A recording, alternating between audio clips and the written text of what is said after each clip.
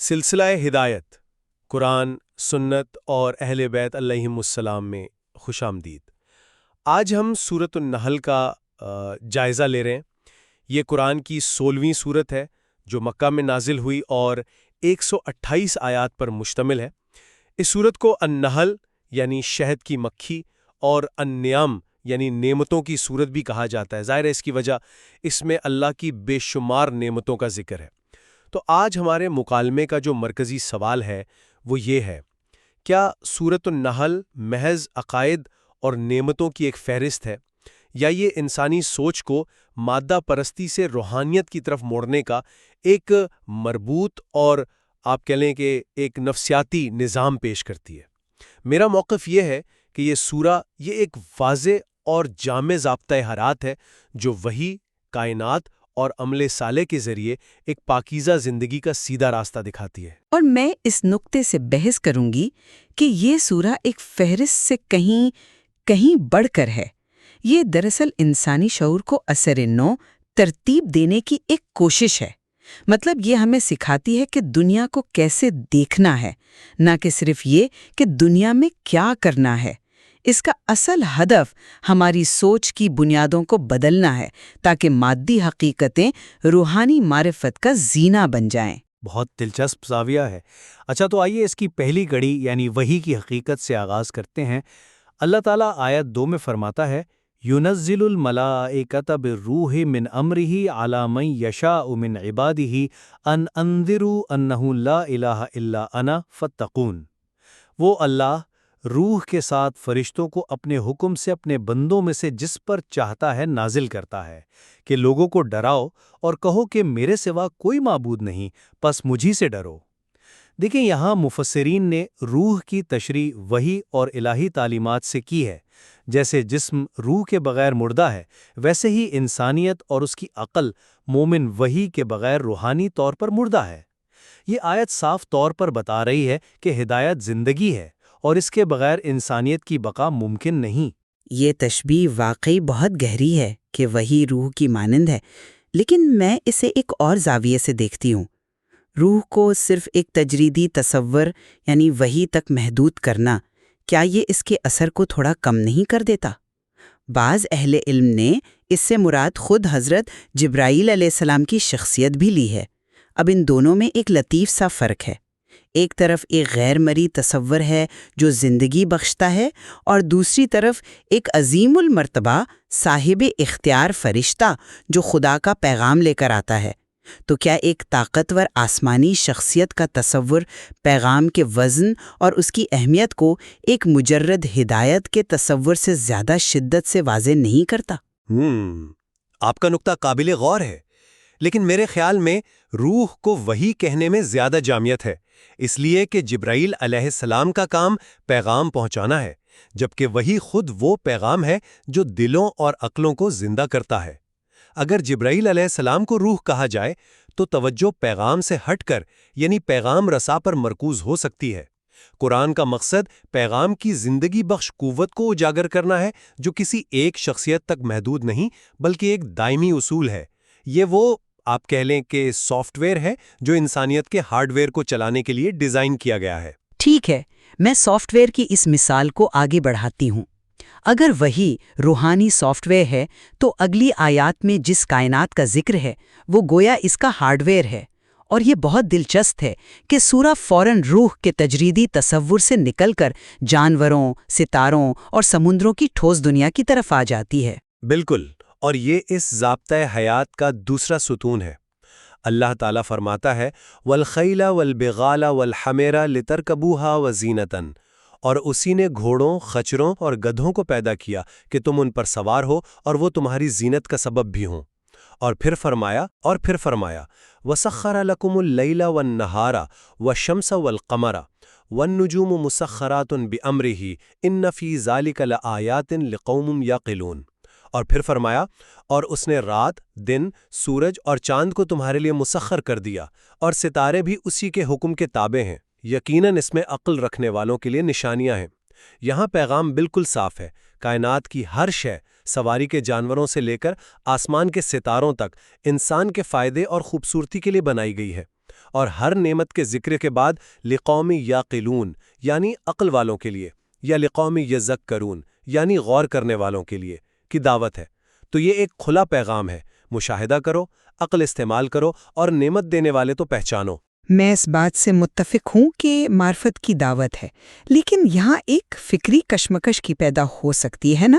اگر ہر قدرتی مظہر، ہر جانور اور ہر پھل کا بنیادی مقصد خدا کی نشانی بننا اور انسان کو غور و فکر پر اکسانا ہے، تو کیا اس سے خالص سائنسی تحقیق کا جذبہ کم نہیں ہو سکتا؟ یعنی اگر شہد کی مکھی پر تحقیق کا اولین مقصد خدا کی کاریگری پر حیران ہونا ہے، تو کیا یہ اس کی حیاتیات، اس کے ماحولیاتی نظام یا اس کی بیماریوں پر خالص تجرباتی تحقیق کی اہمیت کو دوسرے درجے پر نہیں ڈال دیتا؟ مطلب کیا کائنات کو ایک روحانی کتاب کے طور پر پیش کرنے سے اس کے ایک سائنسی معمہ ہونے کی حیثیت متاثر نہیں ہوتی؟ جب تم اس کے پیچیدہ نظام کا مطالعہ کرو تو یہ سوال بھی پوچھو کہ یہ نظام کس نے بنایا ہے؟ سائنسی تحقیق کیسے کا جواب دیتی ہے، جبکہ قرآن کیوں کا سوال اٹھاتا ہے؟ ایک سائنسدان جب شہد کی مکھی کے پیٹ سے نکلنے والے شہد میں شفا یعنی فیہ شفاء للناس کے کیمیائی عمل کو سمجھتا ہے تو ایک مومن کی حیثیت سے اس کا ایمان اور گہرا ہو جاتا ہے۔ تو قرآن کا مقصد سائنسی تجسس کو روکنا نہیں بلکہ اسے ایک اعلیٰ مقصد دینا ہے۔ یہ مشاہدے کو معرفت میں بدلنے کا فن سکھاتا ہے۔ شاید روکنا سخت لفظ ہے، لیکن ترجیحات متعین کرنا ضرور کہا جا سکتا ہے۔ بہرحال جب انسان اس معرفت سے منہ موڑتا ہے اور صرف مادی فائدے پر نظر رکھتا ہے تو وہ شرک اور جہالت کی تاریکی میں گر جاتا ہے، اور سورہ ہود اس کی ایک انتہائی بھیانک مثال پیش کرتی ہے۔ جی ہاں، اور یہ مثال دکھاتی رہے کہ توحید سے دوری انسان کو کس قدر فکری پستی اور اخلاقی دیوالیہ پن کا شکار بنا سکتی ہے۔ اللہ تعالیٰ فرماتا ہے وَإِذَا بُشِّرَ أَحَدُهُمْ بِالْأُنثَىٰ ظَلَّ وَجْهُهُ مُسْوَدًّا وَهُوَ كَظِيمٌ يَتَوَارَىٰ مِنَ الْقَوْمِ مِنْ سُوءِ مَا بُشِّرَ بِهِ أَيُمْسِكُهُ عَلَىٰ هُونٍ أَمْ يَدُسُّهُ فِي التُّرَابِ، اور جب ان میں سے کسی کو بیٹی کی خوشخبری دی جاتی ہے تو اس کا چہرہ غم سے سیاہ ہو جاتا ہے اور وہ غصے کے گھونٹ پیتا ہے۔ وہ اس بری خبر کی وجہ سے لوگوں سے چھپتا پھرتا ہے اور سوچتا ہے کہ کیا اسے ذلت کے ساتھ زندہ رکھے یا مٹی میں گاڑ دے۔ دیکھیں، یہ صرف ایک سماجی برائی نہیں تھی، اس کی جڑیں شرک میں تھیں۔ وہ فرشتوں کو اللہ کی بیٹیاں کہتے تھے، لیکن وہی بیٹی جب اپنے گھر پیدا ہوتی تو اسے ذلت سمجھتے تھے۔ یہ فکری تضاد، یہ شرک کا نتیجہ تھا جس نے ان کی انسانیت کو مسخ کر دیا تھا۔ اس واقعے کی ہولناکی سے تو انکار ممکن ہی نہیں، لیکن کیا اس ظلم کی تمام تر ذمہ داری صرف ایک مذہبی گمراہی یعنی شرک پر ڈالنا مسئلے کو ضرورت سے زیادہ سادہ بنانا نہیں ہے؟ اس دور کے عرب معاشرے کے سماجی اور معاشی حالات کو بھی تو نظر انداز نہیں کیا جا سکتا۔ وہ ایک پدوشاہی، قبائلی اور وسائل کی کمی کا شکار معاشرہ تھا۔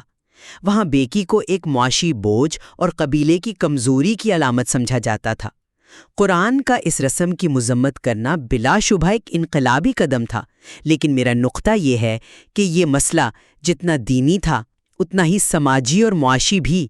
صرف شرک کو اس کا ذمہ دار ٹھہرانے سے ہم ان سماجی ڈھانچوں کو سمجھنے سے قاصر رہ جاتے ہیں جو آج بھی مختلف شکلوں میں عورت پر ظلم کی وجہ بنتے ہیں۔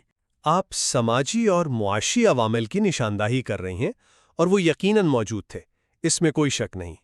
لیکن قرآن ان تمام عوامل کی جڑ ایک بنیادی فکری خرابی کو قرار دیتا ہے، اور وہ ہے اللہ کے ساتھ غلط تعلق۔ جب انسان اپنی خواہشات کو خدا بنا لیتا ہے تو اس کی منطق بگڑ جاتی ہے۔ وہ اپنے لیے بیٹے پسند کرتا ہے اور اللہ کے لیے بیٹیاں تجویز کرتا ہے۔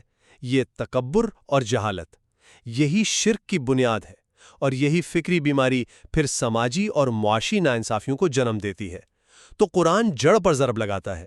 جب توحید کا تصور درست ہو جاتا ہے، جب انسان یہ مان لیتا ہے کہ تمام فیصلے اللہ کے ہیں اور اس کی ہر تخلیق میں حکمت ہے، تو پھر بیٹی رحمت نظر آنے لگتی ہے، زحمت نہیں۔ اسلام نے صرف رسم کو ختم نہیں کیا، اس سوچ کو بدلا جس سے یہ رسم پیدا ہوئی تھی۔ اچھا، اس کا مطلب یہ ہے کہ توحید صرف ایک عقیدہ نہیں بلکہ ایک سماجی انقلاب کا نظریہ بھی ہے، اور اس تاریکی کے مقابلے میں سورہ ایک بہت روشن اور پرامید تصور پیش کرتی ہے، حیات طیبہ یعنی پاکیزہ زندگی کا۔ بلا شبہ، اور یہ اس سورہ کا آپ کہہ لیں کہ کلیدی وعدہ ہے۔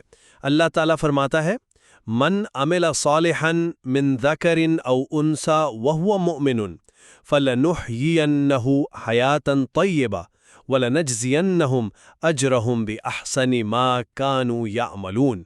جو کوئی نیک عمل کرے، خواہ مرد ہو یا عورت، بشرطیہ کہ وہ مومن ہو، تو ہم اسے ضرور ایک پاکیزہ زندگی عطا کریں گے اور ہم انہیں ان کے بہترین اعمال کا اجر دیں گے۔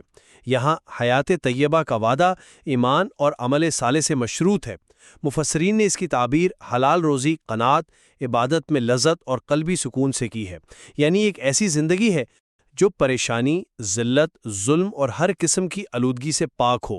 یہ ایک سیدھا اور واضح فارمولا ہے، ایمان لاؤ، نیک عمل کرو اور پاکیزہ زندگی پاؤ۔ لیکن یہ پاکیزہ زندگی اصل میں ہے کیا؟ کیا یہ صرف ایک داخلی، ایک نفسیاتی کیفیت کا نام ہے؟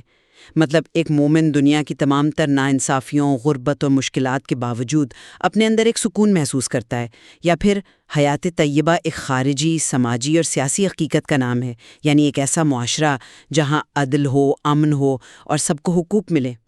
کیونکہ ایک شخص ذاتی طور پر تو ایک ظالم معاشرے میں بھی کانا رہ سکتا ہے، لیکن کیا قرآن کا وعدہ صرف اسی انفرادی تسکین تک محدود ہے؟ یہ وعدہ انفرادی ہے یا اجتماعی؟ یہ ایک بہترین سوال ہے، اور میرے خیال میں یہ دونوں ہیں۔ اس کی شروعات فرد کی داخلی کیفیت سے ہوتی ہے۔ ایمان اور عمل صالح انسان کو وہ اندرونی طاقت اور سکون دیتے ہیں جس سے وہ دنیا کی مشکلات کا مقابلہ کر سکے۔ لیکن یہ سفر فرد پر ختم نہیں ہوتا۔ جب معاشرے کے اکثر افراد اسی راستے پر چلتے ہیں تو ان کے انفرادی اعمال مل کر ایک اجتماعی حیات طیبہ کی تشکیل کرتے ہیں۔ ایک صالح معاشرہ افراد کے صالح ہونے کے بغیر وجود میں آ ہی نہیں سکتا۔ تو یہ پاکیزہ زندگی پہلے دل میں اترتی ہے اور پھر معاشرے میں ظاہر ہوتی ہے۔ اس کا کامل ظہور آخرت میں ہوگا، لیکن اس کے اثرات اور برکات اسی دنیا میں فرد اور معاشرے دونوں سطح پر نظر آنے لگتے ہیں۔ تو آپ کے نزدیک یہ ایک تدریجی عمل ہے جو اندر سے باہر کی طرف سفر کرتا ہے۔ یہ بات قابل فہم ہے۔ خلاصہ یہ کہ آپ سورۃ النحل کو ایک عملی ہدایت نامے کے طور پر دیکھتے ہیں جو قدم بقدم بتاتا ہے کہ وحی کو تھامو، کائنات میں غور کرو، شرک سے بچو اور نیک عمل کے ذریعے پاکیزہ زندگی حاصل کرو۔ بالکل، یہ ایک مکمل اور مربوط نظام ہے جس کا ہر حصہ دوسرے سے جڑا ہوا ہے۔ وحی کی روشنی کے بغیر غور و فکر ممکن نہیں۔ غور و فکر کے بغیر توحید کی معرفت ناقص ہے، اور توحید کے بغیر ایمان اور عمل صالح کی عمارت کھڑی نہیں ہو سکتی، جس کے نتیجے میں حیات طیبہ کا وعدہ پورا ہوتا ہے۔ جبکہ میں اب بھی یہی سمجھتی ہوں کہ اس سورے کا اصل کمال اس کے عملی احکامات سے زیادہ اس کی فکری سمت نمائی میں ہے۔ یہ صرف یہ نہیں بتاتی کہ کیا کرنا ہے، بلکہ یہ سکھاتی ہے کہ دنیا کو کیسے دیکھنا ہے۔ یہ ہماری نظر کو مادی اشیاء سے ہٹا کر ان کے پیچھے موجود نشانیوں پر مرکوز کرتی ہے۔ یہ ظلم کو صرف ایک سماجی برائی نہیں بلکہ ایک فکری گمراہی کا نتیجہ قرار دیتی ہے، اور پاکیزہ زندگی کو محض مادی خوشحالی کے بجائے ایک روحانی کیفیت سے جوڑتی ہے۔ یہ ایک ذہنی انقلاب کی دعوت ہے۔ شاید سچائی ان دونوں انتہاؤں کے درمیان کہیں ہے، ایک واضح ضابطہ حیات اور ایک گہرا فکری انقلاب۔ دونوں ہی یہ سورہ کے پہلو ہیں اور ایک دوسرے کے لیے لازم و ملزوم ہیں۔ بہرحال یہ گفتگو اس بات کی دلیل ہے کہ قرآن کے ہر لفظ میں غور و فکر کے لاتعداد پہلو موجود ہیں، اور پیغام یہی ہے کہ ہم اللہ کی نعمتوں پر شکر اور اس کی نشانیوں پر تفکر کو اپنی زندگی کا حصہ بنائیں۔ یہی حقیقی ہدایت کا راستہ